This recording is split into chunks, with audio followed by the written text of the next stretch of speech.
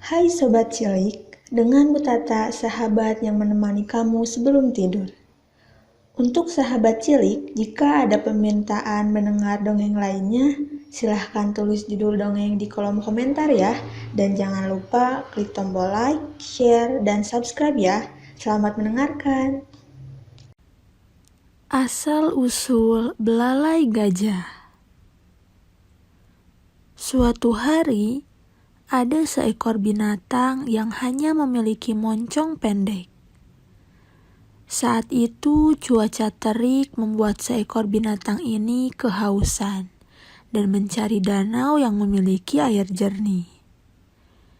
Binatang ini tidak mengetahui bahwa danau ini adalah milik kawanan seekor buaya. Dengan santainya, ia meminum air danau tersebut. Tiba-tiba ia merasakan sakit di daerah hidung dan mulutnya. Ia baru menyadari bahwa ada banyak buaya di situ. Ia memohon kepada pemimpin buaya untuk melepaskannya, tetapi ia menolak. "Kumohon lepaskan saya. Saya berjanji tidak akan meminum air kalian lagi," kata binatang tersebut. "Hah? Enak saja dilepaskan. Emangnya segitu gampangnya?" kata pemimpin buaya tersebut. "Duh, gara-gara kamu nih air kita berkurang. Nanti kita kehabisan air nih," kata seekor buaya yang sok kritis. "Kumohon lakukan apa saja, yang penting jangan memakanku," mohon binatang itu. "Oke," kata pemimpin buaya itu. Dengan cepat, ia menggigit moncong itu dengan kuat dan menariknya ke dalam air. Saat itu sang binatang menahan dirinya di sebatang pohon. Moncong binatang itu menjadi melar dan elastis dan terlihat panjang. Ia kembali ke kawanannya dengan murung. Saat di kawanan binatang itu, banyak yang kagum melihat moncongnya yang panjang. Binatang itu menceritakan kejadian yang menimpanya. Banyak binatang yang ingin sekali memiliki moncong yang panjang. Maka banyak pula yang bergantian berpura-pura meminum air di danau buaya. Sejak itulah, gajah memiliki belalai yang panjang.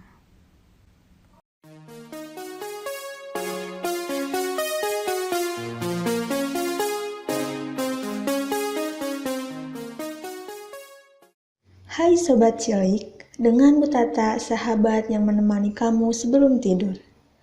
Untuk sahabat cilik, jika ada permintaan mendengar dongeng lainnya, silahkan tulis judul dongeng di kolom komentar ya.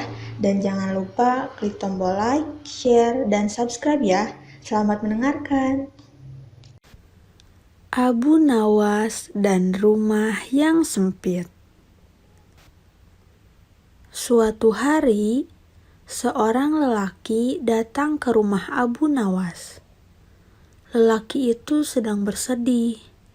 Ia bingung dengan masalah yang sedang ia hadapi. Ia ingin meminta tolong kepada Abu Nawas. "Aku memiliki istri dan 8 anak, sementara rumahku sangatlah sempit. Setiap hari kami merasa tak nyaman tinggal di rumahku. Kami tak ingin pindah dari rumah itu. Tolong beri jalan keluarnya, Bu Nawas," kisah lelaki itu. Abu Nawas berpikir sejenak. Lalu ia berhasil mendapatkan ide.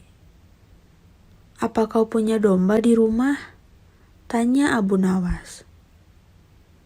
"Aku tak menaiki domba," jawab lelaki itu. "Sekarang kau pergilah. Belilah seekor domba dan taruhlah domba di dalam rumahmu," ujar Abu Nawas.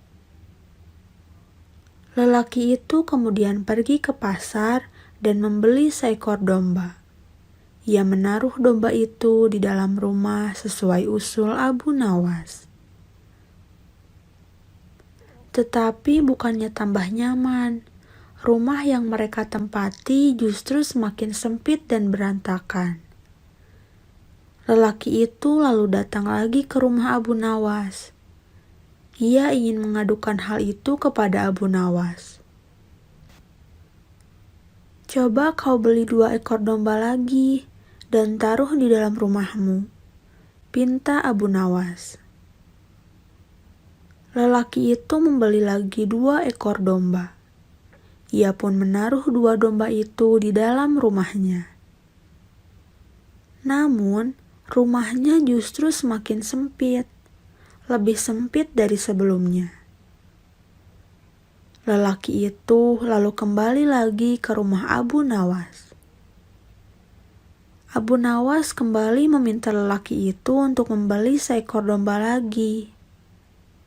Hal itu justru membuat rumah lelaki itu semakin sempit dan berantakan.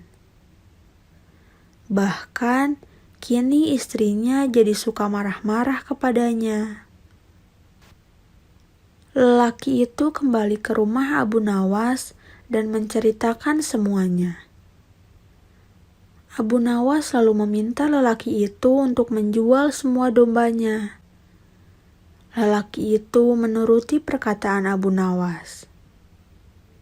Esoknya, ia kembali menemui Abu Nawas. "Bagaimana kondisi rumahmu sekarang?"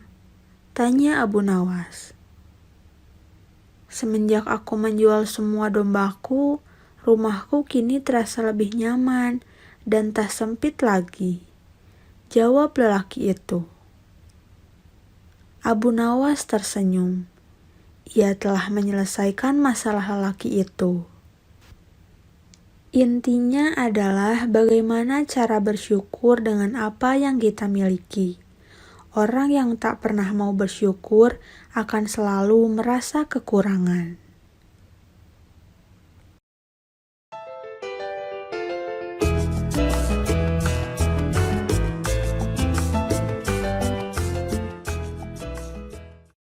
Hai Sobat Cilik, dengan Bu Tata, sahabat yang menemani kamu sebelum tidur.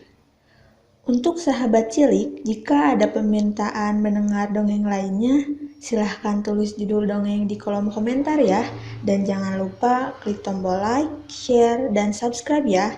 Selamat mendengarkan. Pantang menyerah dan terus melangkah. Dikisahkan seekor kelinci yang sombong dan sangat membanggakan diri karena kecepatannya di depan hewan-hewan lain di hutan. Sang kelinci menantang salah satu dari mereka untuk mengadakan balapan lari dengannya. Kemudian muncullah seekor kura-kura menerima tantangannya. Tentu ini menjadi bahan tertawaan bagi seisi hutan, termasuk sang kelinci. Sang kelinci menganggapnya hanya sebagai lelucon saja, namun sang kura-kura memaksanya untuk beradu lari. Sang kelinci akhirnya menyetujui untuk memulai balapan lari dengan keyakinan bahwa ia pasti menang karena ia adalah hewan yang tercepat seantero hutan.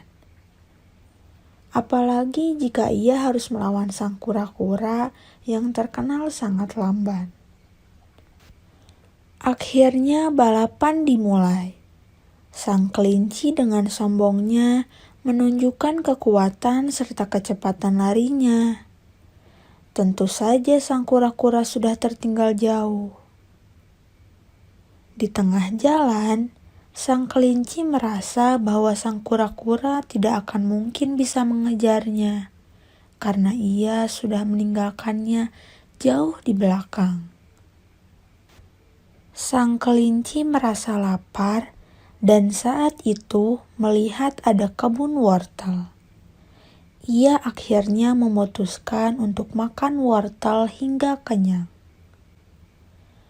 Karena terlalu kenyang, ia merasa ngantuk dan memutuskan untuk tidur sejenak karena pikirnya sang kura-kura tidak akan pernah bisa mengejarnya, bahkan hingga malam menjelang. Sang kura-kura memiliki keyakinan bahwa ia harus tetap berusaha. Ia terus berjalan meskipun lambat. Tetapi ia tidak putus asa. Ia terus berusaha mencapai garis akhir. Bagaimanapun caranya dan seberapa lamanya pun ia harus lewati. Tak disangka, sang kura-kura dengan gigihnya memenangkan pertandingan dan mengakhiri kisah tersebut. Sang kelinci yang baru saja terbangun dari tidurnya merasa kaget karena sang kura-kura mampu mengalahkannya. Bukan karena kecepatan yang dimiliki oleh sang kura-kura, namun ia dikalahkan oleh karena kegigihan dan pantang menyerah dari seekor kura-kura yang lambat.